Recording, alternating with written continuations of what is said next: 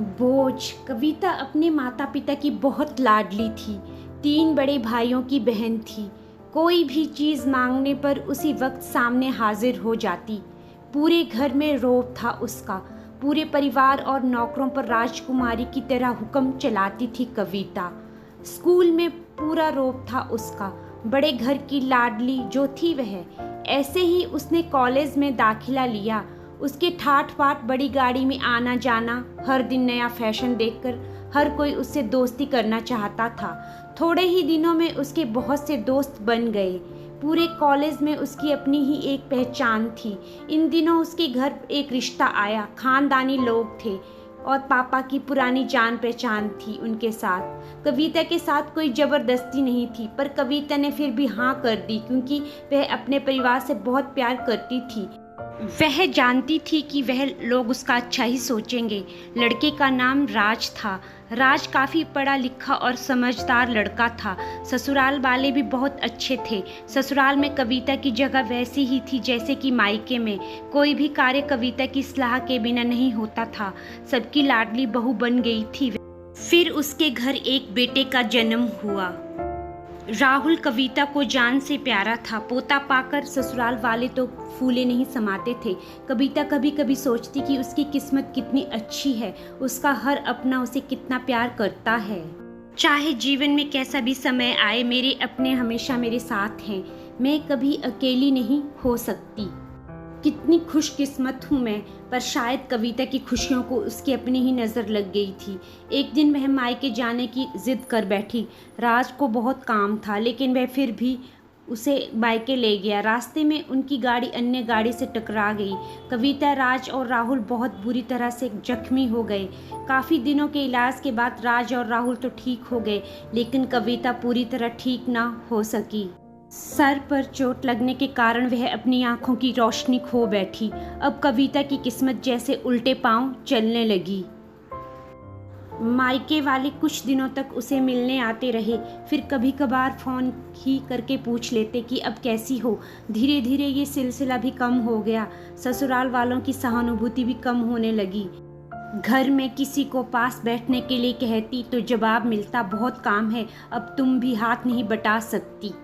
राज भी चिड़चिड़ा हो गया था। बस राहुल ही था उसके साथ, जिसके साथ हंसते खेलते उसका वक्त गुजरता। एक दिन कविता के हाथ से कुछ सामान गिर गया, जिसकी वजह से राहुल को हल्की सी चोट लग गई। कविता के सास ससुर ने राहुल को उससे अलग कर दिया कि कहीं उसके ना देखने की वजह से बच्चे का कोई नुकसान ना हो जाए। कविता अंदर से टूट चुकी थी। एक दिन उसने सबके सामने मायके जाने की इच्छा रखी तो राज उसे तुरंत मायके छोड़ आया, जैसे कि वह यही चाहता था, लेकिन राहुल को उसके साथ नहीं भेजा गया। कविता कभी राहुल से दूर नहीं रही थी, पर अपनी कमी के कारण उसने ज़्यादा बहस नहीं की। कविता को लगा कि वह 3-4 दिन वहाँ रहेगी तो थोड़ा हवा पानी बदल जाएगा, क्योंकि वह कितने दिनों से कहीं भी बाहर नहीं गई थी। घर वाले भी इतने दिनों बाद उसे देखकर कितने खुश होंगे। कविता के घर पहुंचने पर सब लोग बहुत खुश हुए। खाने में सब कुछ कविता की पसंद का ही बना था। उसने अपने मम्मी पापा और भाई भाभीयों से दिल खोल कर बातें की। उनके छोटे छोटे बच्चे भी बुआ के साथ घुल मिल गए थे। रात को सोने के वक्त जब वह कपड़े बदलने लगी तो उसे पता चला कि उसका बैग तो बहुत भरा हुआ था। वह सब समझ गई। वह बहुत उदास हो गई। कुछ दिनों तक तो सब ठीक रहा, फिर जैसे सब बदलने लगा, सबका व्यवहार बदल रहा था। वह लोग जैसे थक चुके थे उससे। सब लोग घुमा फिरा कर पूछने लगे कि राज कब आ रहा है उसे ले जाने। वह बहाना बना देती, जबकि वह जानती थी कि उस घर में अब उसके लिए कोई जगह नहीं है। कविता से चलते वक्त कुछ न कुछ नुकसान हो जाता। थोड़ी बहुत टोका टोकी उसे सुनाई देती, वह टाल देती। एक दिन उसके हाथ से लगकर एक कीमती फूलदान टूट गया। छोटी भाभी ने बहुत हंगामा मचाया। कविता के माता पिता रोज रोज के झमेलों से तंग आ गए थे। उन्होंने राज को खुद से फ़ोन कर दिया। राज कविता को अपने घर ले गया। कविता को अपने परिवार वालों से ये उम्मीद ना थी। जिस कविता के कहे बिना घर में एक पत्ता भी नहीं हिलता, उस घर के लिए वह अब बोझ बन चुकी थी।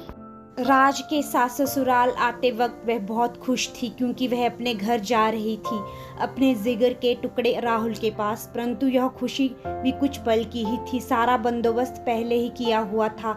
कविता को सीधे ऊपर वाले कमरे में पहुंचा दिया गया। राहुल से दूर रहने की सख्त चेतावनी दी गई। एक काम वाली लता को उसकी जिम्मेदारी सौंपी गई, जो उसके खाने पहनने जैसी ज़रूरतों का ध्यान रखती। कविता ज़्यादातर चुप ही रहती, कभी कभी काम वाली लता से थोड़ा बतिया लेती। उसके जरिए राहुल का पता चल जाता। सबकी लाडली बेटी और बहू सबके लिए लाडली से बोझ बन चुकी थी। दोस्तों, कहानी कैसी लगी आपको? अगर कहानी अच्छी लगी हो तो कमेंट ज़रूर कीजिएगा और कहानी को शेयर कीजिएगा, लाइक कीजिएगा और इस चैनल को ज़रूर सब्सक्राइब कीजिएगा। मिलते हैं अगली कहानी के साथ। धन्यवाद।